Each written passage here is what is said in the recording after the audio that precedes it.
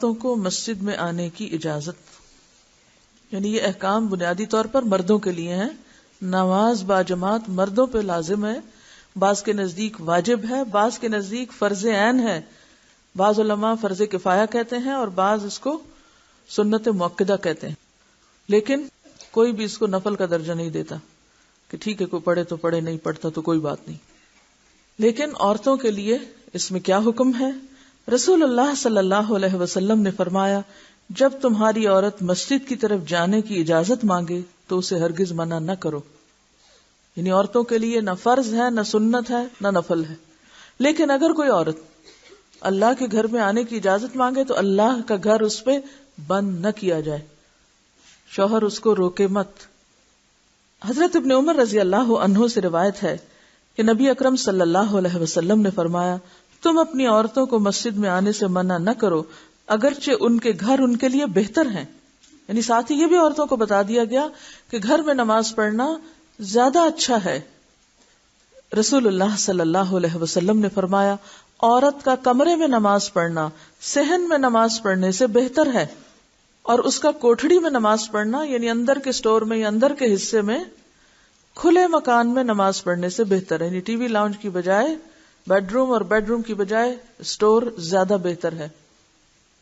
عورتوں کو خوشبو لگا کر مسجد جانے کی ممانعت ہے، یعنی اگر وہ جائے رخصت ہے، اجازت ہے، لیکن پھر وہ زیب و زینت کے ساتھ نہ جائے. مراد یہ ہے کہ جن حدود کا اللہ نے پاس رکھنے کا حکم دیا ان حدود کی پابندی کے ساتھ وہ مسجد جائے. اب آپ دیکھیے کہ اگر پسندیدہ گھر ہے اور گھر کا بھی اگلا حصہ ہے تو پھر یہ رخصت کیا معنی رکھتی ہے، یہ اجازت کیا معنی رکھتی ہے؟ تو اس میں یاد رکھیے کہ بعض حالات ایسے ہوتے ہیں یا بعض ایکسیپشنل صورتیں ایسی ہوتی ہیں کہ جس میں مسجد جانا گھر سے بہتر ہو جاتا ہے. استثنائی صورتیں، مثلا مسجد الحرام جہاں ایک نماز کتنے نماز کے برابر ہے؟ 1,00,000 نماز کے برابر. مسجد نبوی 1000. اسی طرح مسجد اقصی. اب آپ دیکھیے، اب آپ یہاں سے مکہ تو چلے جائیں اور ہوٹل میں نماز پڑھ لیں لیکن مسجد نہ جائیں، تو جو لوگ کہتے ہیں نا نہیں ہوٹل میں ہی پڑھ لیں یا جو جگہ بھی انہوں نے لی وہاں پڑھ لیں، تو بات یہ ہے کہ ہوٹل بہتر ہے یا مسجد بہتر ہے؟ اگر دو میں آپ کمپیریزن کریں تو ہوٹل اور مسجد میں کریں نا، وہاں آپ کا اپنا گھر تھوڑی ہے. تو وہاں جا کر بھی ہوٹل میں پڑھنے سے بہتر کیا ہے پھر اب؟ مسجد. دوسری بات، رمضان کا موقع ہے، اب آپ کو قرآن حفظ نہیں، آپ کے محلے میں آپ کے قریب ویسینٹی میں ایسی مسجد ہے جہاں اہتمام ہے، اور یہ بھی آپ کو معلوم ہے کہ جب بہت سارے لوگ اکٹھے ہو کے نماز پڑھتے ہیں تو اس کے اپنے فائدے بھی ہیں. تو اگر کبھی عورت اپنے گھر کی ذمہ داریوں سے فارغ ہے اور وہ وہاں جا کر پڑھنا چاہتی ہے نماز تو پڑھ سکتی ہے.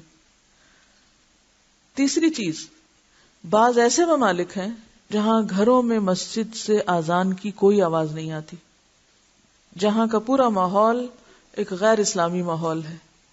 وہاں آپ کو مسلمانوں کی اجتماعیت بھی کہیں نہیں ملتی، وہ کوئی مسلمان کہیں رہتا، کوئی کہیں رہتا، کوئی کہیں رہتا، کوئی قریب مسجد نہیں.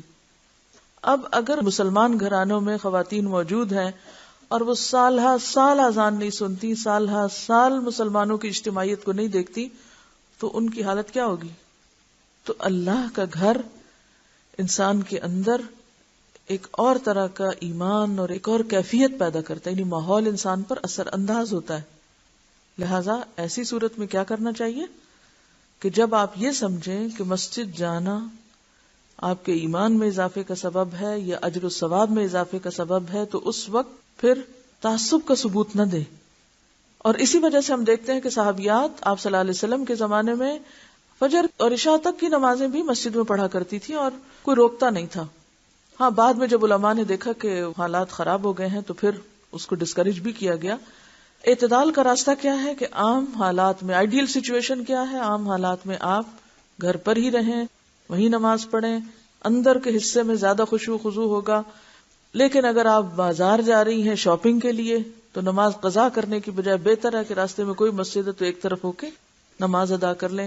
یا آپ حج عمرے پر ہیں یا اور اسی طرح کے خاص مواقع ہیں، جیسے عید کا موقع ہے، جیسے رمضان کی تراویح کا موقع ہے، تو اس موقع پر آپ اجتماعی عبادت میں بھی شریک ہو سکتے ہیں. یہ رخصت اسی لیے رکھی گئی ہے.